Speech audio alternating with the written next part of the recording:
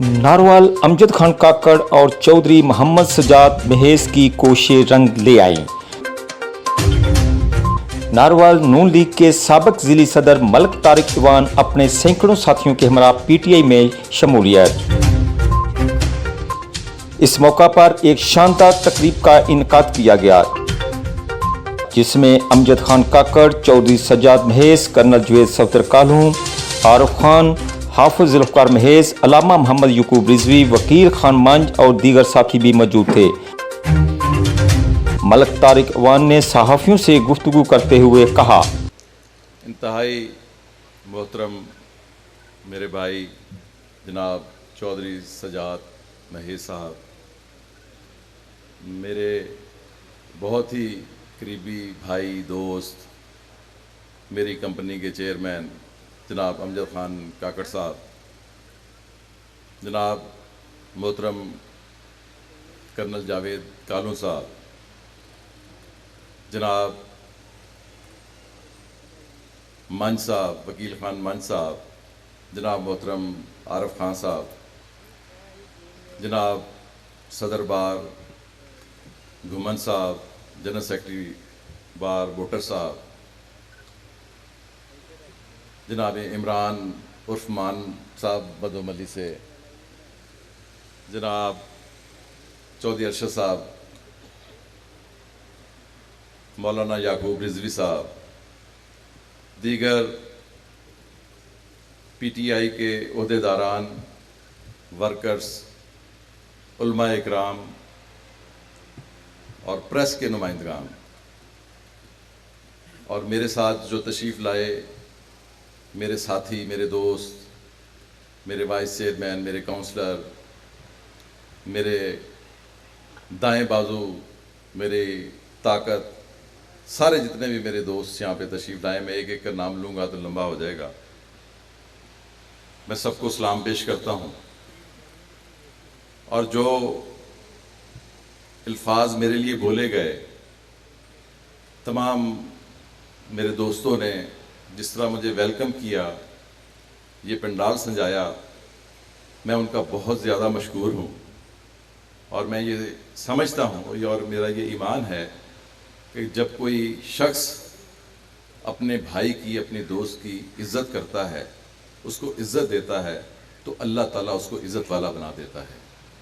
तो ये मैं आप सब दोस्तों का बहुत ज़्यादा मशकूर हूँ कि आप सब दोस्तों ने इजहार ख्याल किया। डॉक्टर तारिक ऊपर साहब ने भी इजहार ख्याल किया। मेरी जो गुफ्तगू है उसके दो हिस्से होंगे। ज़्यादातर गुफ्तगू आपके सवालात पर होगी क्योंकि ज़ाहिर है कायदीन ने बहुत सारी गुफ्तगू की है, तफसील से हालात बताए हैं, पार्टी के हालात भी बताए हैं और नारवाल की सियासत की भी गुफ्तगू हुई है। मगर मैं चाहूँगा कि मेरी गुफ्तगू जो सहाफ़ी हजरात हैं उनके सवालात पर मबनी हो। इसलिए मैं सबसे पहले इब्तदा ये करूँगा कि मैंने पिछले 30 साल से, मैं 1990 से नारवाल में हूँ।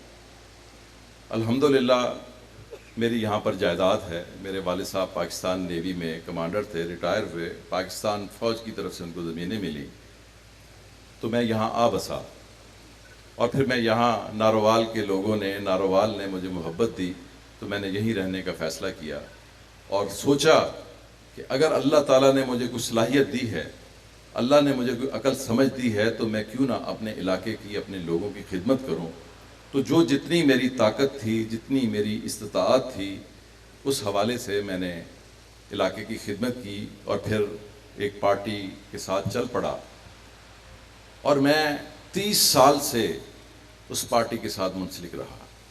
उन 30 सालों में 25 साल एक शख्सियत के साथ मुंसलिक रहा। पार्टी भी थी मगर पार्टी से ज़्यादा एक शख्सियत भी थी। मेरा जो हम अवान है ना, हम हज़रत मौला अली की औलाद से हैं। हम मौला अली की औलाद से हैं। जो लोग तारीख़ समझते हैं या पढ़ना लिखना का शौक़ रखते हैं वो ये जानते हैं कि अवानों का हस्ब नस्ब कहाँ जाके मिलता है। और अवान के माने हैं मददगार के, साथ देने वाले के। जो अवान है جو صحیح عوان ہے وہ غدار نہیں ہو سکتا، جو صحیح عوان ہے وہ منافق بھی نہیں ہو سکتا، جو صحیح عوان ہے وہ ساتھ دینے والا ہوتا ہے۔ تو میں نے یہ فیصلہ کیا کہ میں جہاں ہوں مجھے وہاں پر ایمانداری کے ساتھ، وفاداری کے ساتھ چلنا چاہیے، مگر اس کے ساتھ ساتھ ایک اور بات بھی ہے، عوان کبھی بھی اپنی عزت پر، اپنی عزت کی قیمت پر سودا بھی نہیں کرتا۔ تو یہ میرا مشن تھا، میں چلتا رہا۔ ظاہر ہے کہ یہ 30 سال کا اور 25 سال کا یہ ایک لمبا عرصہ تھا، اس میں جو مجھ سے بن پایا میں نے صحیح معنوں میں سنجیدگی کے ساتھ، ایمانداری کے ساتھ اپنا کام کیا، نہ کبھی کسی عہدے کا لالچ کیا، نہ کبھی عہدے کی ڈیمانڈ کی، نہ کبھی کسی کو تنگ کیا۔ حالانکہ سیاست، یہ سارے سیاستدان تشریف رکھتے ہیں، سیاست نام ہی آگے بڑھنے کا ہے کہ جب کوئی شخص سیاست کرتا ہے، کاؤنسلر بنتا ہے، چیئرمین بنتا ہے، تو پھر اس کا اگلا قدم یہ ہوتا ہے کہ میں اس سے آگے جاؤں۔ مگر میں یہی سوچتا رہا کہ نہیں، چلیں جو میری ذمہ داری ہے میں ایمانداری سے نبھاؤں، باقی جو میرے اوپر جو میرے لیڈر ہیں جن کے لیے میں دن رات محنت کرتا ہوں، ان کو یہ خیال ہوگا، ان کو یہ احساس ہوگا کہ بھائی اس کا بھی کوئی حق بنتا ہے۔ بہرحال یہ آگے کی باتیں ہیں، بعد میں کریں گے۔ مگر اس دوران آپ نے دیکھا کہ جب آپ ہوتے نا کسی کے عشق میں مبتلا، تو آپ کو کچھ سمجھ نہیں آ رہا ہوتا ہے کہ کیا صحیح ہے کیا غلط ہے، پھر آپ چلتے رہتے ہیں، پھر آپ اس کے عشق کے اندر اتنا مگن ہو جاتے ہیں کہ آپ کو صحیح کھرے کھوٹے کا کوئی پتہ نہیں چلتا۔ اس وقت پھر آپ کو پتہ چلتا ہے جب آپ تھوڑا سا اس کو جھٹکا لگتا ہے یا آپ ذرا سا الگ ہوتے ہیں، پھر آپ کو سوچنے کا موقع ملتا ہے۔ ٹھیک ہے جی، جس طریقے سے عموماً اگر کوئی خدا نہ خاصہ، میں یہ ایسے ذرا مذاق بات کر رہا ہوں، جڑا بندہ کسی مصیبت چ پھس کے کتے 4 دن 15 دن کتے جیلے ٹر جاتا نا یا تھانے دے لاکب چ، وہ کام نو کوئی نہیں ہوندا، اور ویلا بہ کے سوچتا ہی رہندا کہ میں کی چنگا کیتا کی مندا کیتا، کون میرے نال مخلص ہے کون میرے نال مخلص نہیں ہے۔ اسی طریقے سے کچھ میرے ساتھ حالات ہوئے۔ آپ سب لوگوں کو پتہ ہے کہ میں تقریباً پچھلے 2-2.5 سال سے بالکل ایک لا تعلق ہو کر ایک سائٹ پر بیٹھا ہوا تھا۔ میں نہ مسلم لیگ نون کے کسی پروگرام میں جاتا تھا، نہ پی ٹی آئی کے کسی پروگرام میں جاتا تھا۔ اس دوران سجاد میز صاحب اور امجد خان صاحب جو ان کے ساتھ ملاقاتیں رہتی رہیں، یہ انہوں نے اپنا کارنامہ، آج جو یہ میں یہاں کھڑا ہوں نا، یہ میں بتانا بھول رہا ہوں کہ یہ جو آج میں یہاں کھڑا ہوں یہ 2 بندے ہیں، جس میں امجد خان صاحب سر فہرست ہیں۔ اس کے اندر کے ہر وقت، کیونکہ ہم کاروبار اکٹھا کرتے ہیں، ہر وقت انہوں نے میرے ذہن میں، میرے کان میں یہی باتیں ڈالی۔ پھر سجاد میز صاحب سے بھی جب بھی ملاقات ہوئی، پھر ہم تینوں کی جب ملاقاتیں ہوتی رہیں، یہ آج اگر میں پی ٹی آئی میں ہوں اور میں پی ٹی آئی کے لیے کچھ کرنا چاہتا ہوں اور انشاءاللہ کروں گا، تو اس کا سارا کریڈٹ سجاد میز صاحب کو اور امجد خان کاکڑ کو جاتا ہے۔ تو جب میں یہ 2-2.5 سال علیحدہ ہو کے ذرا میں نے سوچا، میں نے پورا جائزہ لیا، مقامی سیاست کا بھی قومی سیاست کا بھی، تو پھر میں نے یہ سوچا کہ پاکستان ہے تو سب کچھ ہے، پاکستان کی لیڈرشپ ٹھیک ہے تو سب کچھ ہے۔ پھر یہی میرا ایک وہ سوچ تھی جس کے اوپر میں بڑے باریک بینی سے عمران خان صاحب کو آبزرو کیا، ان کے پروگرام کو آبزرو کیا، ان کی ساری سوچ کے پیچھے میں دوڑا۔ ٹھیک ہے، جب انسان ایک لیڈر کام کر رہا ہوتا ہے، اس کے ساتھ اچھے بھی برے بھی سب معاملات چلتے رہتے ہیں، مگر اصل دیکھنا یہ ہوتا ہے کہ آپ کا جو مرکزی لیڈر ہے وہ کیا کر رہا ہے۔ جب میں اس کی گفتگو سنتا رہا، میں اس کے ویژن کو پڑھتا رہا، اور اس کو میں نے اس نتیجے پہ پہنچا کہ یہ وہ واحد شخص ہے جو واقعی پاکستان کی بقا چاہتا ہے، پاکستان کی ترقی چاہتا ہے۔ اس کا ذاتی ایجنڈا کوئی نہیں ہے، اس نے شوگر مل نہیں لگانی، اس نے پولٹری کا بزنس نہیں کرنا، اس نے بیرون ملک کارخانے نہیں لگانے، وہاں پر اس نے جائیدادیں نہیں بنانی۔ یہ سوچتا ہے تو پاکستان کے لیے سوچتا ہے۔ اس کے اندر اگر درد ہے تو پاکستان کا درد ہے۔ اس کے اندر جو بھی یہ بات کرتا ہے، اس کو تکلیف ہوتی ہے پاکستان کے اندر جو بھی ایک معاملات خراب 70 سال سے جو معاملات پچھلے 65-70 سال سے خراب ہو رہے ہیں، یہ اس کو ٹھیک کرنا چاہتا ہے۔ ظاہر ہے جب ایک اتنے پرانے عرصے کے معاملات خراب ہوتے ہیں، اس کو ٹھیک کرنے میں وقت لگتا ہے۔ ظاہر ہے پچھلے حکمرانوں نے اپنی واہ کرنے کے لیے اس قوم کے اوپر قرضوں کا بوجھ بڑھا دیا، اس قوم کے اوپر انہوں نے سبسڈی کے نام کے اوپر لوگوں کو خوش کرنے کے لیے، تالیاں بجوانے کے لیے اور اپنے ووٹ بینک لینے کے لیے اس قوم کو قرضوں کے نیچے دبا دیا۔ یہ شخص آیا اس نے وہ ساری سبسڈیز ختم کی، اس نے وہ ساری خرافات کو ختم کی اور کرتا جا رہا ہے. اس کی وجہ سے یقیناً وقتی طور پر عام انسان کو، ایک عام رہائشی کو، عام شہری کو ایک تکلیف محسوس ہو رہی ہے. وہ سمجھتا ہے کہ مہنگائی ہو گئی، وہ سمجھتا ہے کہ تکلیف ہو گئی. مگر میں آپ سب کو یہ کہتا ہوں کہ ہم سب الحمدللہ مسلمان ہیں، اللہ اور اللہ کے رسول کے اوپر ہمارا ایمان ہے. کیا آپ سب لوگوں کو شعب ابی طالب کا واقعہ یاد نہیں ہے؟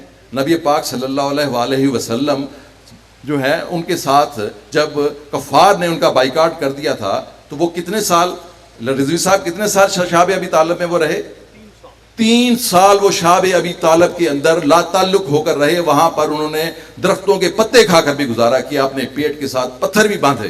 ایک مشکل وقت تھا، اس مشکل وقت کو اللہ تعالیٰ کے فضل و کرم سے انہوں نے گزارا. اور پھر اس کے بعد دیکھا کہ پوری دنیا کے اندر صرف اسلام تھا، اسلام تھا اور اسلام تھا. میں یہ میرے دوستوں، میرے بھائیوں، میں سمجھتا ہوں، میں یہ مان رکھتا ہوں کہ یہ ایک مشکل وقت ہے.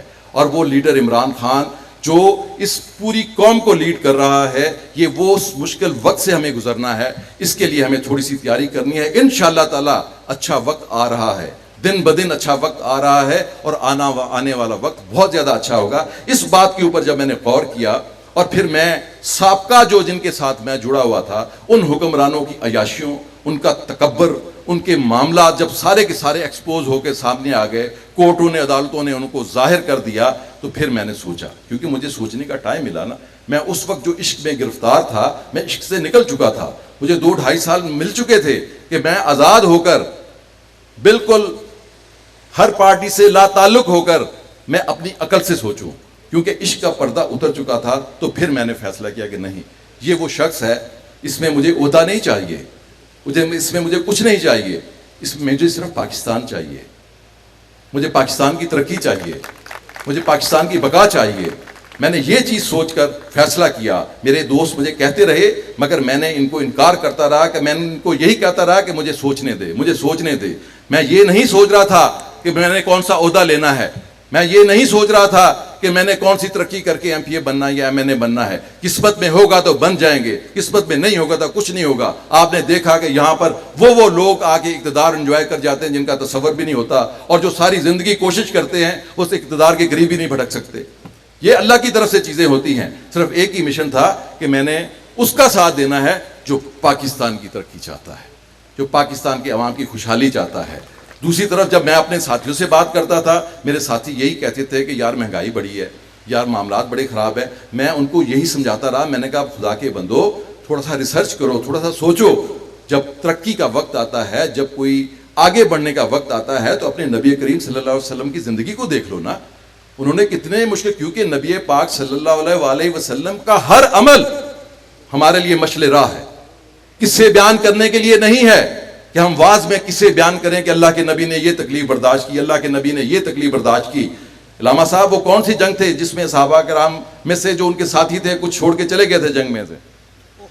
جنگ احد میں کافی سارے ساتھی نبی پاک صلی اللہ علیہ وسلم کو تنہا چھوڑ کے اس وقت چلے گئے تھے، پیچھے ہٹ گئے تھے. مگر انہوں نے وہ پیچھے نہیں ہٹے، انہوں نے مقابلہ کیا. وہاں پہ صحابہ کرام شہید ہوئے، ہمت نہیں ہاری. ایک صحابہ کرام کے گروپ سے غلطی ہو گئی، انہوں نے اپنے درہ جو جہاں پہ ان کی ڈیوٹی لگائی تھی وہ چھوڑ دیا، شکست ہوئی. بڑے بڑے نامور صحابہ، حضرت امیر حمزہ جیسے نامور صحابہ اور ان کے عزیز شہید ہو گئے، مگر انہوں نے ہمت نہیں ہاری، وہ آگے بڑھتے گئے. وہی عمل، وہی کام اس شخص کا ہے جس کا نام عمران خان ہے.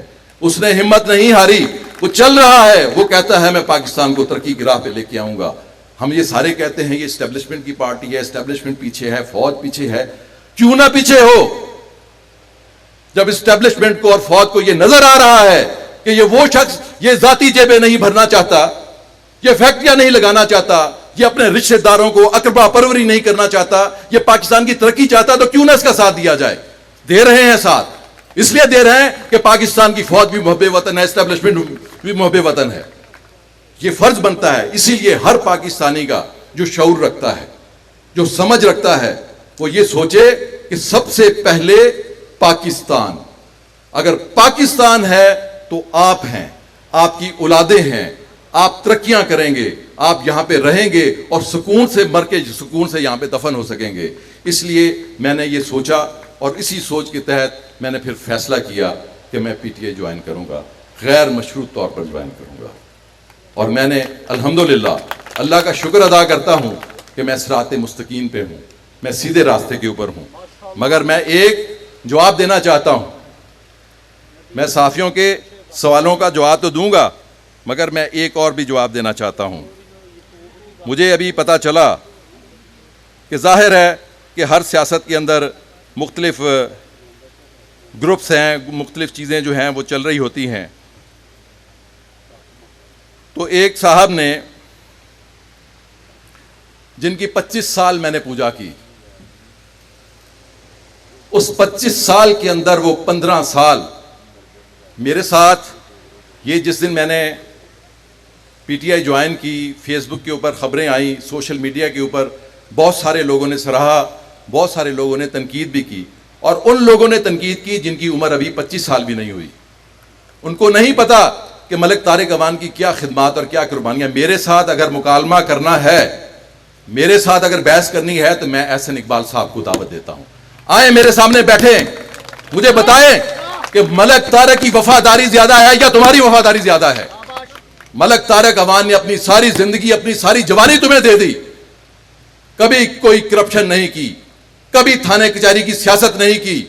کمزور ہوا, پیسے کی ضرورت پڑی تو اپنی باپ کی زمین بیچ کر میں نے اپنا وہ کام پورا کر لیا, مگر میں نے کرپشن نہیں کی. مجھے بتائے احسن اقبال کہ میں نے کوئی فیکٹری لگائی, کوئی پرمٹ لیا, کوئی ٹھیکہ لیا. بہت سارے لوگوں کے اپنے اپنے ٹھیکیدار ہیں. مسلم لیگ نون کے اندر, ہر جماعت کے اندر لوگ اپنے لوگوں کو نوازتے ہیں. آج تک کوئی ثابت کرے کہ ملک طارق اعوان نے اس بات 25 سال میں جو اقتدار مسلم لیگ نون کا تقریباً کم از کم 20 سال کا اقتدار ہے, اس کے اندر 15 سال کا اقتدار ہے, اس کے اندر ملک طارق اعوان نے کوئی ایک ٹھیکہ بھی لیا ہو, ایک اس کا اپنا ٹھیکیدار ہو, کسی سے کمیشن لی ہو, کوئی ایسا مالی فائدہ حاصل کیا, 1 روپے کا مالی فائدہ حاصل نہیں کیا. اور اس 25 سال میں احسن اقبال صاحب, آپ کی سیاست اس 25 سال میں یہ لفظ, کیونکہ میں یہ جو میں بتانے جا رہا ہوں, آپ کے میں نے کمنٹس پڑھے ہیں, میں اس وجہ سے مجھے اور زیادہ تکلیف ہوئی ہے, ورنہ ہو سکتا ہے شاید میں آپ کا نام لے کے بات نہ کرتا. اس 15-25 سال کی آپ کی سیاست میں احسن اقبال صاحب, آپ 15 سال میرے گھر میں رہے ہیں, میرے ساتھ رہے ہیں. ملک طارق اعوان آپ کو مشاور نہیں کر سکتے تھے.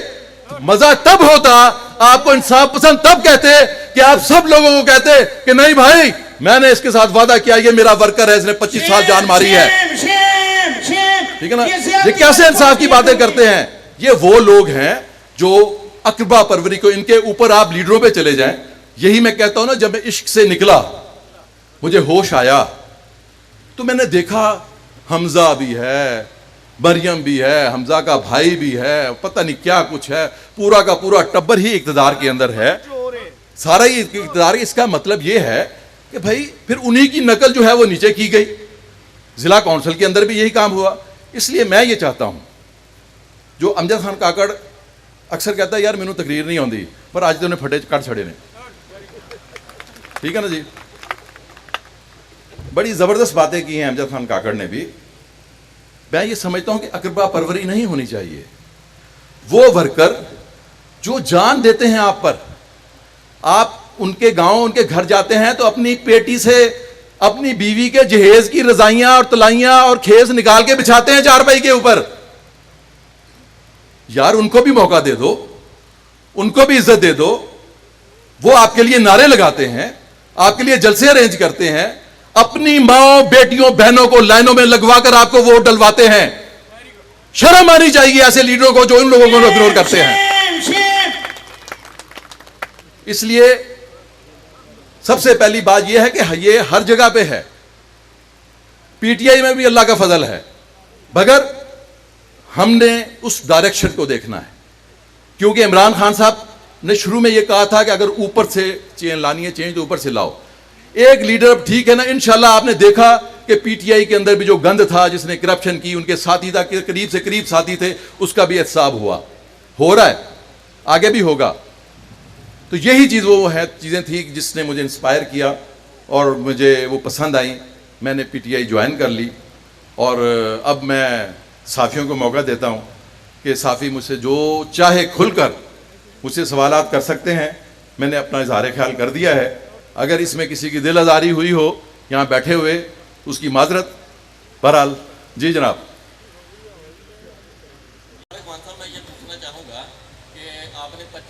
مسلم لیگ نون کے ساتھ کام کیا ہے اور آصف اقبال صاحب کی بھی سیاست کو 25 سال ہی ہو گئے ہیں، تو میں یہ پوچھنا چاہوں گا کہ آصف اقبال صاحب نے جو کرپشن کی ہے اور ان کا کرپشن کا جو طریقہ کار تھا اس کی ذرا وضاحت ہے۔ دیکھیں، بات یہ ہے کہ جو کرپشن کرنے والا ماہر چور ہوتا ہے نا، وہ تو اپنے وہ جس طرح ہم کہتے ہیں خراج کرو ایک ہاتھ سے دو تو دوسرے ہاتھ کو نہ پتہ چلے، جو ماسٹر مائنڈ لوگ ہوتے ہیں وہ ایسے ہی کرتے ہیں۔ جی اگلا سوال۔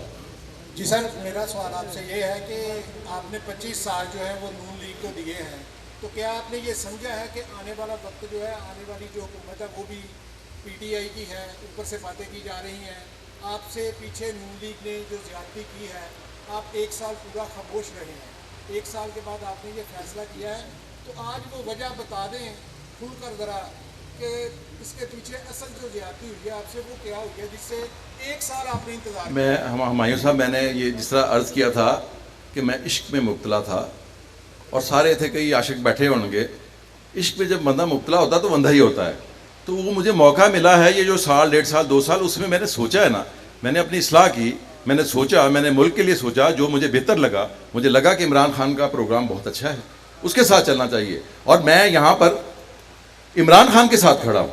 عمران خان نے سجاد میز صاحب کو نمائندہ اپنا بنایا ہے نا، ان کو ٹکٹ دی تھی نا، تو یہ میرے دوست ہیں، میں ان کے ساتھ کھڑا ہوں، میں امجد خان کاکڑ کے ساتھ کھڑا ہوں، میں کرنل صاحب کے ساتھ بھی کھڑا ہوں، میں عارف خان کے ساتھ بھی کھڑا ہوں، میں ہر اس شخص کے ساتھ کھڑا ہوں جس کو پارٹی اون کرتی ہے، جس کو پارٹی لیڈرشپ کے لیے نامزد کرتی ہے، میں ہر اس شخص کے ساتھ کھڑا ہوں، اور اصل چیز جو ہے کوئی گروپ شروپ نہیں ہے۔ میں نے نون لیگ میں جب تھا وہاں بھی یہی بات کرتا تھا، اب بھی یہاں پہ بھی یہی بات کر رہا ہوں، میرا کوئی دھڑا نہیں ہے، میرا دھڑا عمران خان ہے، ٹھیک ہے جی۔ مگر جب میں دیکھوں گا کہ میرے دھڑے میں کوئی کام غلط کر رہا ہے تو میں اس کو سمجھاؤں گا، میں اس کی تربیت کروں گا، میں اس کو کہوں گا کہ نہیں آپ نے ٹھیک کرنا ہے، اور مگر اس وقت تک جو میں نے دیکھا ہے سجاد میز بڑا اچھا کام کر رہے ہیں، بڑا زبردست کام کر رہے ہیں، امجد خان زبردست کام کر رہا ہے، تو میں ان کے ساتھ ہوں۔ جی ملک صاحب، آپ کا جو قد ہے سیاست میں اس سے ہر بندہ باخبر ہے، آپ نے 20 سال مسلم لیگ نون کے ساتھ گزارے ہیں، ابھی جو پی ٹی آئی میں آپ کی پوزیشن ہے اس کے حوالے سے ذرا بتائیے، کیونکہ ابھی جو چند دوست یہاں پہ اسٹیج پہ آئے انہوں نے آپ کا نام نہیں لیا، تو آپ کس پوزیشن پہ کھیلیں گے یہ بھی ہمیں بتا دیں تاکہ ہمیں پتہ چلے آئندہ آپ کا سیاست کا رخ کیا ہوگا۔ دیکھیں، میں ایک آپ کو بات بتاؤں کہ میں نے بزرگوں سے سنا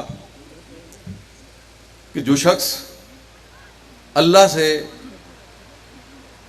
سودے بازی کرتا ہے نا وہ کبھی کامیاب نہیں ہوتا، اپنے آپ کو اللہ کے سپرد کرتا ہے اور اللہ سے دعا کرتا ہے کہ یا باری تعالیٰ تو میری حفاظت فرما، میرے لیے آسانیاں پیدا فرما اور مجھ سے بہتر کوئی کام لے لے۔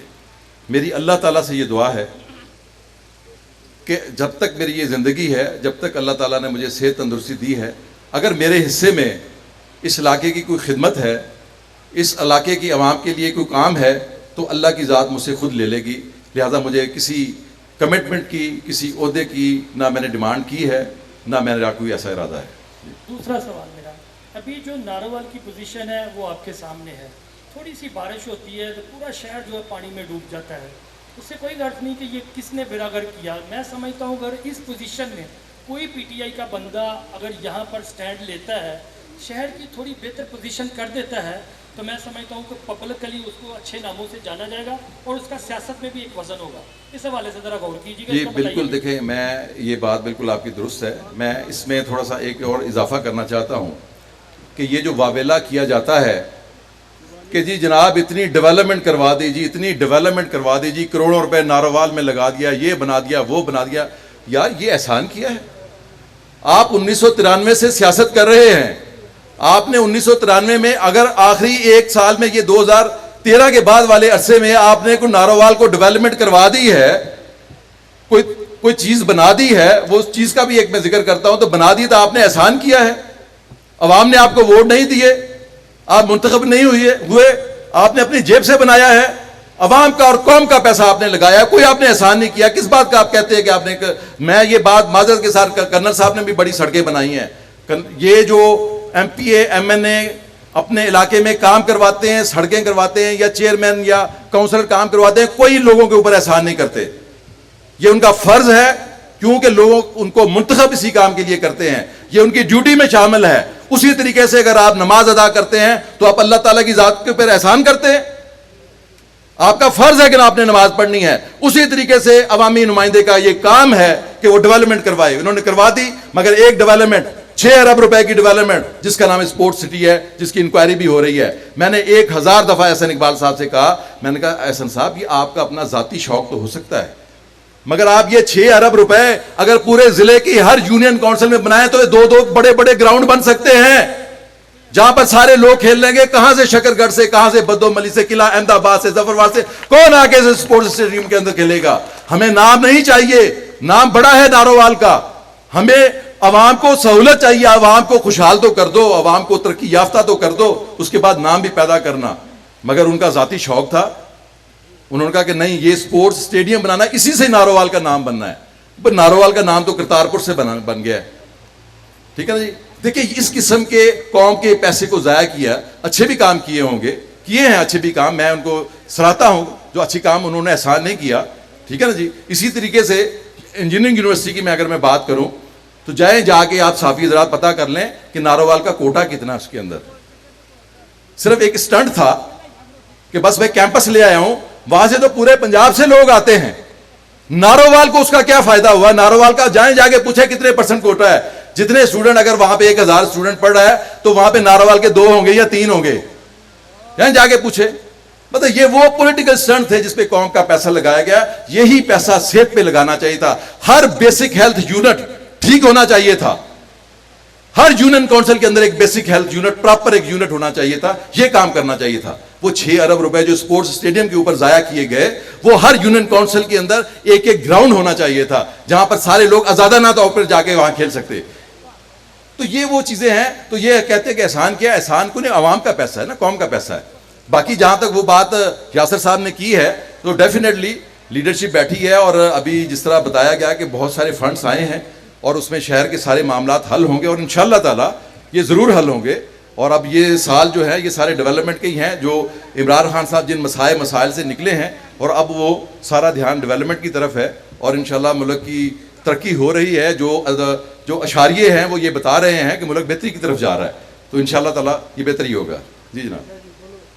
جی ملک صاحب, آپ یہ بتانا پسند فرمائیں گے کہ آپ سال 1.5 علیحدہ رہے ہیں مسلم لیگ سے, تو اس دوران مسلم لیگ کی طرف سے آپ کو منانے کی کوشش کی گئی؟ دیکھیں بات یہ ہے, میں بڑا سوچ سمجھ کے استعفیٰ دیا تھا.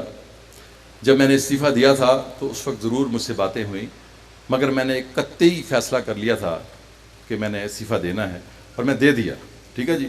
اور اس کے بعد میں لا تعلق ہو کے اور اپنے کام میں, اپنے کاروبار میں امجد خان صاحب کے ساتھ کام کرتا رہا. تو اس دوران میرا کوئی باقاعدہ باضابطہ کوئی ان کے ساتھ کوئی رابطہ نہیں, سوائے عید شید کے اوپر کبھی ہیلو ہائے عید مبارک ہو گئی تو واٹس ایپ. اس کے علاوہ نہ کبھی انہوں نے رابطہ کیا نہ ہم نے رابطہ کیا. سیدھی بات تو یہی ہے.